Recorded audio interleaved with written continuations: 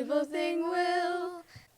Hi guys, I'm Gypsy. And I'm Heidi Hefner. And today we're going to be a little off-key of what we normally do, but not really because we always do it basically surrounding Disney. We're going to be rating Disney villains. That was Heidi's idea for this video today, and it's on a rating scale of worst being 1 or 0, I guess, and then best being 10.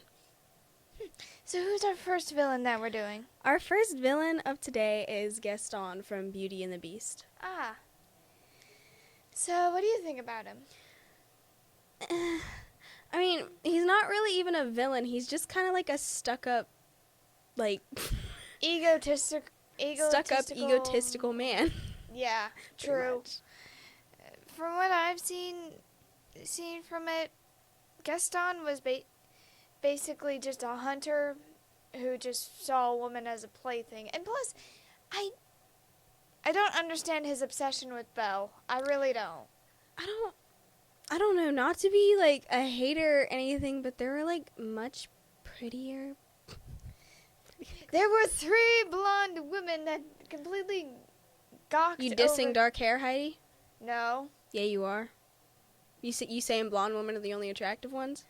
Because that's their only trait to them. That's like the only thing that's very Heidi's noticeable. being a hater.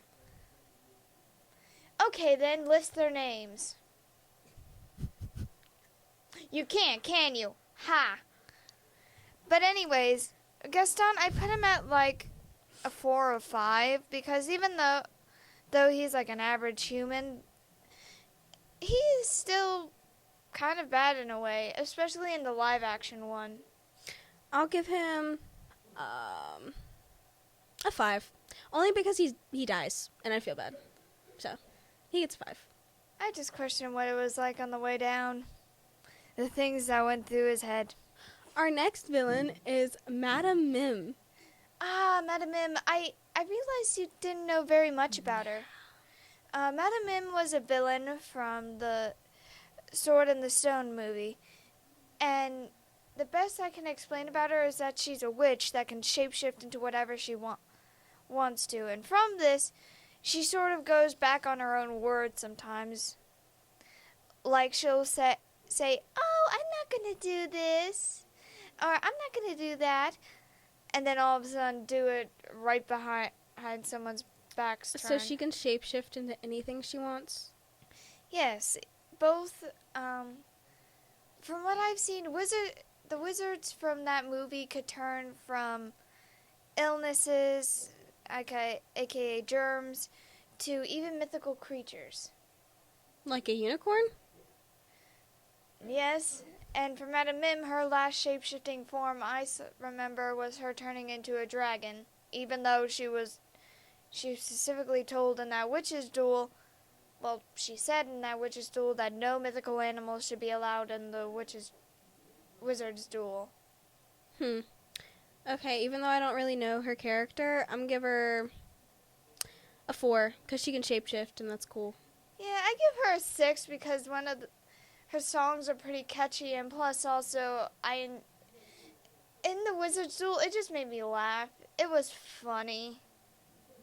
I wish you could have seen it. Maybe I will. Maybe after this. Okay, who's our next villain? Our next villain is Mother Gothel from Rapunzel.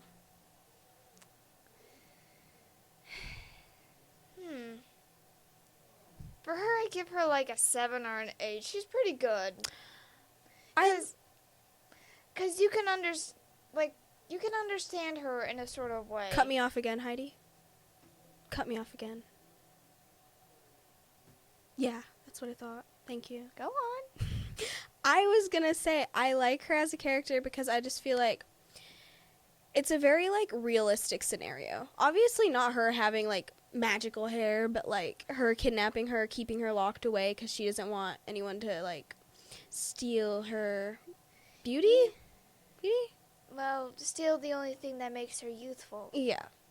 That's what I meant. And even though, like, it's a fairy tale, Mother Gothel does have some traits that is understandable towards parents a little bit sometimes. like some parents don't want their kids to grow up, so therefore they keep them away from things to keep them from growing up.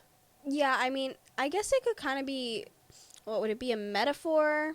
Or, Mother knows best. Is that what you're looking for? no, I mean, I guess, yeah, I was kind of looking for, like, how she's, like, a teenager locked up in a big castle. Like, it could be, like, a metaphor for, like, Basically kids stuck away. into a little home of her own with a big As a world villain, out though, I feel like she's smart and she's like calculated about everything. So I'll also give her like a 6 or a 7. I just feel like she's a good villain, even though she's mortal and human. She's smart. So And also because of her craving for beauty. next, we are rating Edgar Balthazar from the Aristocats. Mm, 1 for me. I'm not even giving him a rating. He's not really a villain. He just kind of like, He is an old, he's sad a cranky man. old man Yeah. who got jealous because he had no more attention and because he didn't get any money and some cats did, which, to be fair, I'd be pretty upset too, because what are they going to do with it? Because They're cats. think of this, though. You work with a woman that's elderly and needs help all the time from this, and you got your hands full, and you stay loyal to her, and you do all these things for her and her cats, which she loves dearly. And when you hear that she's going to give her money to something else, you think, finally, all this work, and I finally get rewarded. I finally get some recognition. And all of a sudden it comes to her cats. Hey man, you gotta do what you gotta do. If the cats are gone, he gets the bag. You can just hear it in his voice when he listens to the conversation, like, cats! Yeah, that's why I got rid of them. They come back though. And here's the thing. We listed Gaston, Mother Gothel, Madame Mim, the others. And, like, they at least put some fight in some of their battle scenes. I mean, they were kind of just like at least evil. He's just cranky and old. He got beaten by cats and a horse. I haven't seen the Aristocats in so long. Our next villain is Ursula.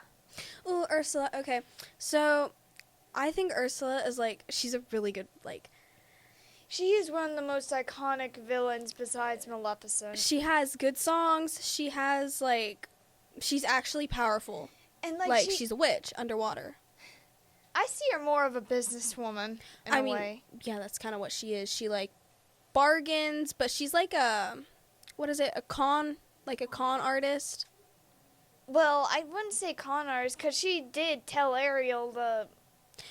Yeah, but she didn't tell Ariel that she was going to turn human, use her voice, and make it to where Eric didn't kiss her. True. So that's kind of conning her out of the whole situation. And plus, also some of the tips she gives in the song. Do it, Heidi. What part were? Some of the parts And are. don't forget the importance of body language. No. It goes like That's what I'm thinking of. You're It's sort of- thinking of her moves, aren't you? Do it. like parts of the song, like she says, "You have your looks, your pretty face, and don't underestimate the importance of a body language." Ha! And from that, it's true. It's true. Sometimes, like, I'm sorry. don't die on me right now. I'm having a little What other spaz parts moment. of the song? Well, the men up there don't like a lot of blabber. They think a girl who gossips is a bore. Yes, on land it's much preferred for ladies not to say a word. And true. You know who else doesn't like blabber? You. Me. Yeah. Fair. Yeah, that's why I'm looking at you, Heidi. But, yeah, she does give some actual tips. Because Because sometimes when you do talk to a person, you try to make sure you don't run your mouth so much, but make sure that you don't be like completely silent as well. I like when you're completely silent. Just kidding, Heidi. Much love to you. As a villain, I don't think I said my rating. I'm gonna rate her an 8. I think she's a really good one. I'm gonna rate her like a 9. A 9. Okay. Because at least she has some personality. Yeah. And she is all about the drama. Who's next? Next is Shere Khan from the Jungle Book. I give him like a 6. Because for me, he is a good character, and at least they get straight to the point of his intentions. But like in the animated show, they don't give him much character. I really feel like it's just like kind of animal instinct. I feel like he's not really a villain. I feel like it's just like... Yeah, I kind of understand it's just like what he is. It's like he's a predator. I understand that, but I'm just confused at the fact that he went straight for the human, for the child. Like, there were other animals there he could have hunted. Well, yeah, but I mean, there's kind of a little bit of like backstory to it in the live action one, but yeah, it does make sense. But in the animated one, it was just straight up. Maybe it's just because like I don't know, like hatred for humans is like kind of a common theme for animals in movies. Yeah, because we suck.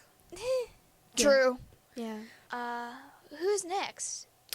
The next person we are rating is Captain Hook from The Promised Neverland. No? What am I talking about? Peter Pan. Peter Pan. I got that. No. It's literally the main character's name. Besides Wendy. No. It's okay, guys. Ignore that. Thank you. So, Heidi. Ignore my mess up. Why, you don't ignore mine. Yeah, because you're not cool like me. Anyways, Captain Hook. I like Captain Hook. I think he's funny. I think he made the movie funny. Yeah, because, like, in the first bit of the scenes, you think, oh, he is completely serious. He's completely, like, all villainous and all that. Because in the in one of the scenes where you see him, the very first, where it shows how he actually acts towards people, was when he shot a man off of from one of the beams of his ship, all because he thought his squabbling singing was annoying. I mean, yeah, I just think it's like he is trying to murder children. But in his defense, he is stuck in a world where everyone there is almost entirely youthful in a way, and he's just old. He's just there. Well, not everyone's youthful there, but you know what I mean. Yeah, I know what you mean. Complete mystical island where things shouldn't exist and things shouldn't be how it is. Like mermaids and, I mean, freaking Peter Pan flies. And also he gets hunted by this crocodile half the time. I love that crocodile. We should have put him in here. He'd get a 10 from me.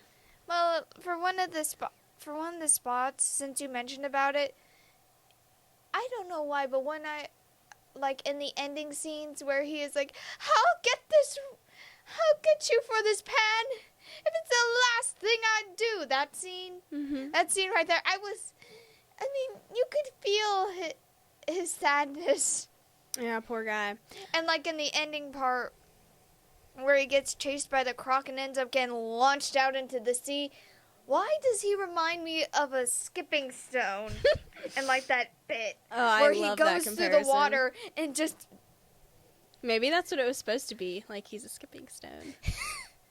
It's just... Imagine if you were like one of the mermaids or one of the fairies and all of a sudden seeing this guy in a red suit just all of a sudden go, ah! Okay, did you give him a number rating? I'd give him a 7. I'll give him a 7 too. I feel like that's a good number. Like, he's not the best, but he's not the worst. So He is a villain that at least has a sense of mortality. yeah. Okay, and then the next one we are rating is Dr. Facilier from Princess and the Frog. Yeah, he's a really good character in my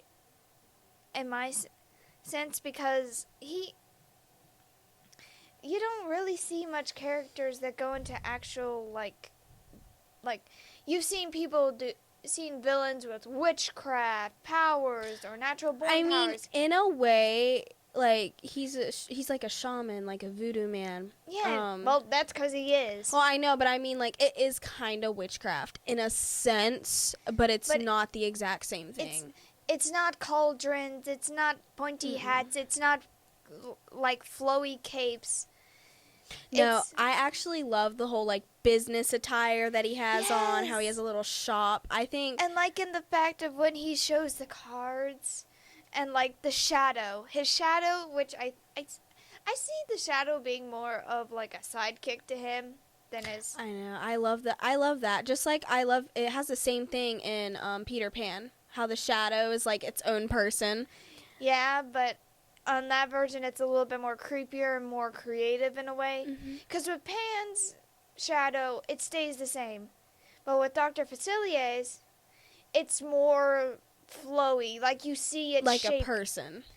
Well, and you see it, like, shape-shift. You see it form in different ways. You see, like, its smile being crooked and jagged. Yeah. And also the part where he summons all the shadows. I love the songs in that, like the scene wherever he brings Prince Naveen in and whatever that big guy's name is. I can't remember his name. Me neither. I'm gonna call him the butler. Okay, so Prince Naveen and the butler, whenever he brings them in, I love the music. I just think the music in that movie is really good. I mean, most Disney movies have good music, but some are my favorites. His was really good. I also liked how when they animated him, they made sure to, like, add flowiness to his movements, but also remind people that he is, like, a bony, lengthy man. Yeah, he's, like, tall, slender, and creepy. And, like, really skinny, really bony, and when he moves around, his body, like, moves sort of like his shadow does. I also like how the movie is set in the New Orleans and that's what his villain is. He's a voodoo man because that is what is in the New Orleans. And all the greens and purples and pinks. I know, I love the colors. You don't really see that color palette mostly in some of the villain themes. Yeah, most of them are, like, dull and, like, glum. No, like purple, black, and all that stuff. That's what I mean. I'm saying, like, most of them just... Yeah, but who's our next villain? Our next villain is Queen of Hearts from Alice in Wonderland. I'd give her, like, a 6.5. I'll give her a 4. See, okay, this is my thing. She doesn't do much. She's just, like, a bossy little woman, okay? She's basically a Karen with a crown on her head that just screams, "Off with her head!" And her head doesn't come off, so what was even the point of saying that in the first place? Doesn't do anything to her. And also, like she is very egotistical in some parts. Yeah. And, like, I feel so bad for the king. The king should have gotten more screen time in a little bit. He's like a little pushover. like you got her just screaming and yelling completely, and then you just see the little tiny guy.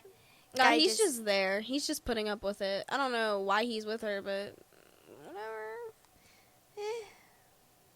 Hey, people like what they like, to each their own. Some guys like bossy women. But he just gets completely trampled on, and I feel so bad. Is that how you feel, Heidi? Shut up. Who's next? Okay, so our 10th and final villain is Cruella de Vil from 101 Dalmatians. I'd give her like a 7 because I really like the theming. I really like how she's like a 1920s, 1930s looking skinny boned hag a little bit. Like when you see her jacket, you think, oh, she looks really good in You that. like her jacket, huh? You like her jacket because you like a puppy killer? I don't. Technically, those things weren't puppies. Listen. You could kill a wolf. You could kill a coyote. Here we go. You could this kill. argument again. But Yeah. it's not okay to kill a dog. No, no, it's not okay. You're not just killing it. You're not killing it for like food purposes or anything. You're skinning it. How many hunters has taken away an animal's body parts just as a We're trophy? gonna ignore Heidi because she likes a puppy killer and she's being weird. Okay? Nobody listen to her. Nobody take her advice. It is not okay to skin I don't puppies. like her for being a puppy killer. I like her because of the fact that she's like a 1920s, 1930s styled woman, and she's like the embodiment of road rage in that one scene with the car. Yeah. Like, I'll give her like, her a 3. I like her because she's a little crazy, but I don't like her because she's a puppy killer. and like when you That's why see, you like her. Okay, I'll give her a 5 or 6 then. And from what it's sort of funny that when you look at her, like at the character design, you think, oh, she must be a really big woman. She must be really big. And then all of a sudden she takes off her coat. Like her coat is the only thing that it's like bigger than everything else. She is like a skinny sticked woman. I could say something, but I'm not going to. Well, guys, thank you for listening to our rant a little bit. Thank you for listening to Puppy Killer and then me, because I'm amazing. But I hope you guys enjoyed this video, and we will see you again next time. Bye. Cruella de Vil. If she doesn't scare you, no evil thing will. I don't remember. But in time as one with a shock, Okay, outshine me, Heidi. Woohoo! you come to realize you've seen her kind of eyes watching you from underneath the rock. Get it, girl. Okay, we're done.